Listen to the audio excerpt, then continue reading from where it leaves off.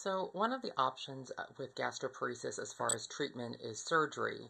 And one of the, I guess, the most groundbreaking surgeries right now is basically it's a pacemaker that is surgically put on your stomach to get it to move so that the stomach emptying can happen, which, is gastroparesis.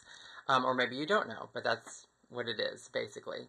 So there's some gray area if you do some online research as to who basically, like what symptoms that basically helps to alleviate, or which type of gastroparesis that works best with, whether it be idiopathic or diabetic or post-viral. It depends. So one thing that I thought was super smart was I knew from back in the day. I know at one point my dad had he had to have some physical therapy done on his legs at some point back in the day. And I remember he had come home once with this machine, which is very much like when you go and get your EKG done. They put pads all over you, then there's wires that hook to those, and it goes to a little machine. And I did some online research on this because I was like, that's very similar to what it is that they put on your stomach. And if there's something that's inexpensive that could possibly help my situation, it's worth a try. So I went online, and apparently there's two different versions. There's a TEMS, I believe, TEMS, and then another one is EMS. One basically has to do with actual muscle movement, and the other one has to do more with, I guess, the nerves.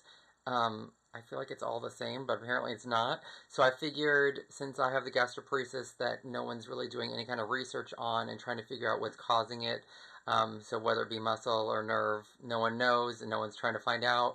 Let me just hit both of them. So I found a combo unit, and it's made by a company called Nursal. So that's what it looks like. And then this is what I just put it on my abdomen because as far as their instructions, that was the closest thing to my stomach that I could put it on. It would really depend on if I actually worked with a specialist or someone that was like, yeah, you can actually put that, closer to the stomach or whatever, and these are the settings. Right now I'm just doing it on minimal settings.